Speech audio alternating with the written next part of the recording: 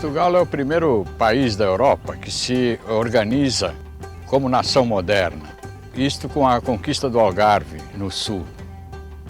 Com isso, praticamente a expansão territorial portuguesa se encerra e só resta aos seus habitantes a conquista do mar, isto é, a transposição do mar para atingir outras terras na África e futuramente na Índia.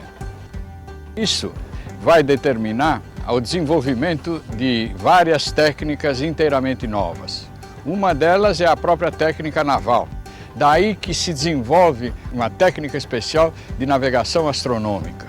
E todo um estudo de mapas, toda uma técnica de fazer mapas, e os navios começam a crescer muito para justificar o esforço das grandes distâncias.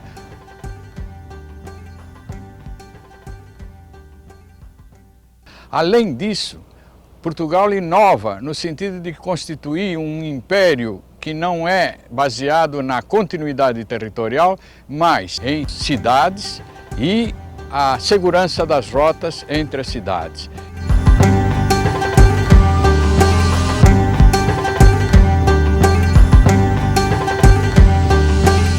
A descoberta do Brasil representou um grande apoio estratégico a essa estrutura imperial baseada numa rede de cidades.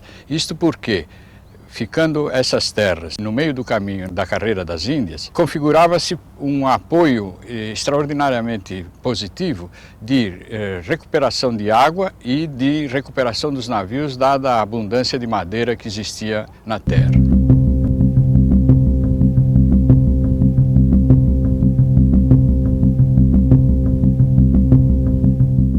Mas a colonização, com o povoamento efetivo destas terras, só viria com o controle de pontos estratégicos do território e a organização de uma atividade econômica lucrativa capaz de sustentar a empresa colonial.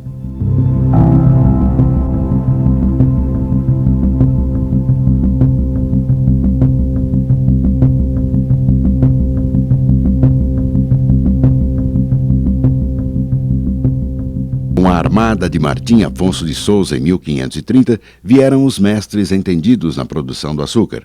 Da Ilha da Madeira chegam as primeiras mudas da cana e a manufatura do açúcar, logo implantada na capitania de São Vicente.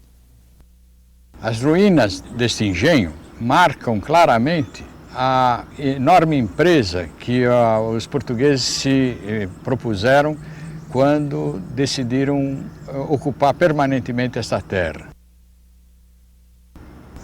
A grande manufatura exigia um grande aporte de capital, que foi obtido não só com os recursos portugueses, mas principalmente com recursos internacionais, notadamente os flamengos da família Schetz.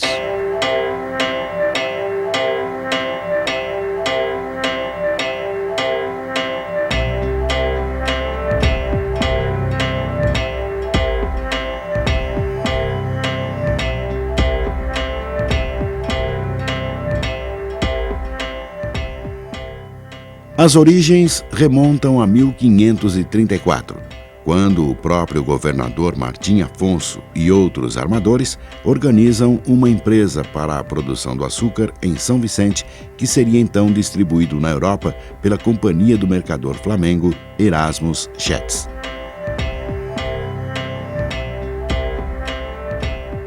Poucos anos depois, por volta de 1540, o engenho do governador é comprado pelo Flamengo, ficando conhecido por Engenho São Jorge dos Erasmus.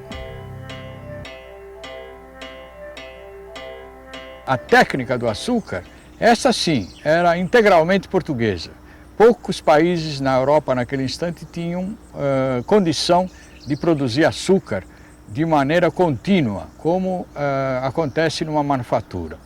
Porque esta produção já não tem mais o caráter, e nem essas instalações têm mais o caráter de instalações artesanais. Elas são já rigidamente organizadas de acordo com a racionalidade própria da manufatura. Essa organização só era possível através da mão de obra escrava. Entretanto, Como o processo era extremamente complexo, havia uma série de homens que trabalhavam na manufatura, mas que eram homens livres. Isso criava uma contradição de difícil solução, isto é, de mão de obra livre trabalhando associada à mão de obra escrava.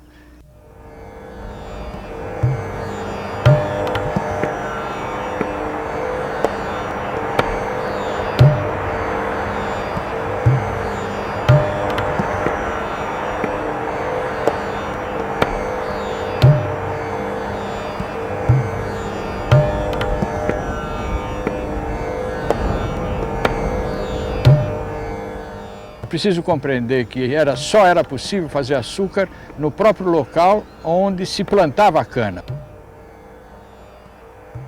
Uma importante característica do fabrico do açúcar é que a cana deve ser processada logo que cortada e seu caldo beneficiado imediatamente após a moagem. Isto definiu a própria implantação dos engenhos no Brasil e a introdução de toda a tecnologia envolvida no processo, pois não se podia exportar simplesmente a cana cultivada aqui, tampouco seu caldo.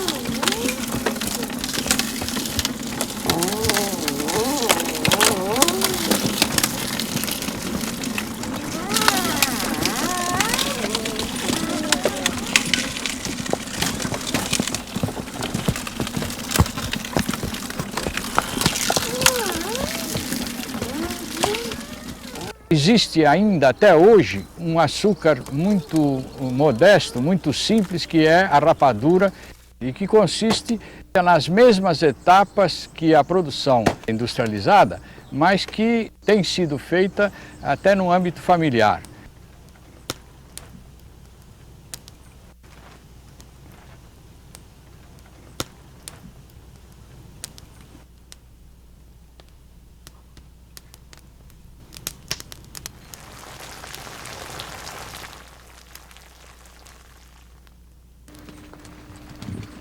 Mas só que tinha que ficar esfriando, né? Tem quase ponto já. Mas se tirar tudo a brasa, ele esfria aí, né? Tá bem pra lá, chefe?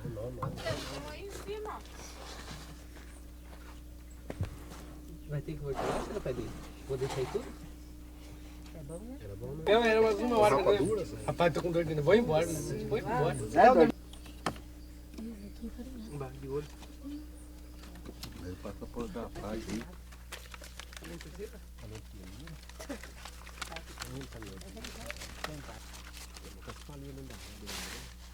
E até hoje se fabrica açúcar como se fabricava há 500, 600 anos atrás.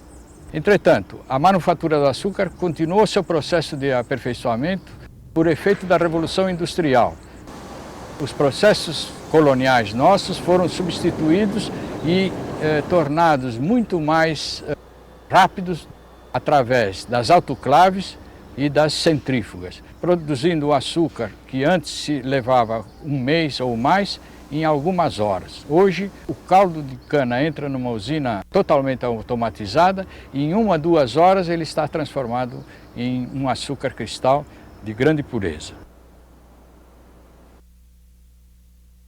Nós iniciamos o trabalho por uma prospecção arqueológica em 1996. As ruínas do engenho do Erasmo datam mais ou menos de 1534 e a finalidade seria encontrar evidências arqueológicas, provavelmente do século XVI e XVII. Esta é uma das formas que recebia o caldo apurado nas taxas do engenho dos Erasmos, para a etapa de purificação, formando os chamados pães de açúcar. Conforme os escritores, deve ser um dos primeiros engenhos de açúcar construídos no Brasil.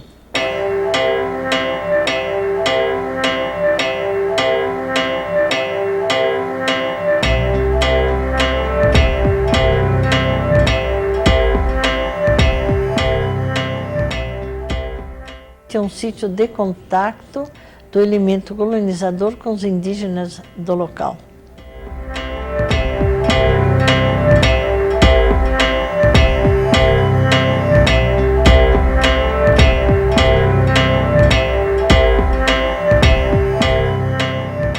As ruínas apresentam elementos de uma arquitetura militar, como as seteiras e os muros de defesa, envolvendo a área de trabalho. Isto caracteriza bem um período onde os portugueses estavam se instalando nesta terra e encontraram a resistência indígena. O porte das ruínas e a grande área deste sítio arqueológico histórico sugerem o volume de açúcar ali produzido. Mas este açúcar era mais caro que o fabricado nos grandes engenhos pernambucanos e baianos. Por estarem mais próximos dos mercados europeus, estes engenhos produziam um açúcar mais lucrativo. O desenvolvimento nos canaviais do Nordeste brasileiro refletiu na decadência da manufatura do açúcar no litoral de São Vicente e na própria decadência do engenho São Jorge dos Erasmos.